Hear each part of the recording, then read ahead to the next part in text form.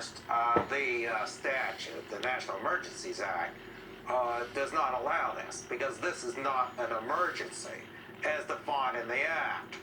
If this is an emergency, the situation at the border, the illegal immigration issue, then just about anything could be an emergency. Any policy priority of any president could be an emergency. And that's not the meaning of the word emergency within the Act. Second, if the Act were to be so broad as to give a president the power to do this, it likely would be unconstitutional because you would have a Congress that passes such an act that would give the president the power to override future Congresses, raid the defense budget or any other budget, and use that money for purposes not allocated by Congress. This is clearly illegal, what the president is doing. That's the legal argument. I think we need to understand, though, why we're in this situation. The president is not well at all mentally. I think he's an extreme narcissist. He has been denied what he wants, his wall, and he is having a hissy fit. He's out of control, and he will not take no for an answer from Congress. And he's going to do this. He's going to insist on doing it. He's going to tear the country apart. It's unconstitutional. It's illegal. He's going to do enormous damage to the Republican Party, which is going to be split right down the middle over this.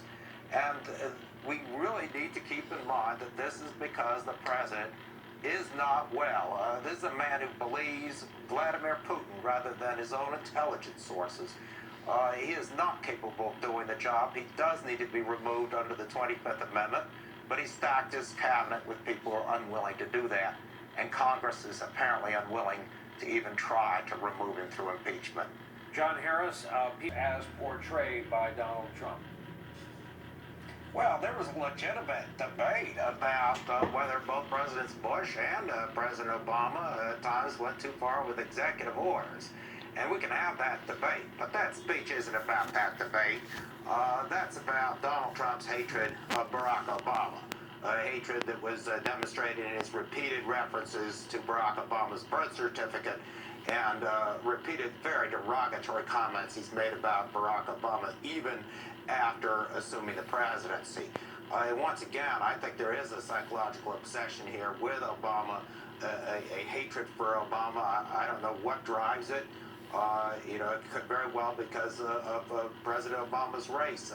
But the bottom line is that President Trump now, when he's there in the catbird seat, he's going to do whatever he wants because he wants that wall. He's never in his life been told that he can't have what he wants, whether it's a woman he wants to grab or whether it's a wall he wants.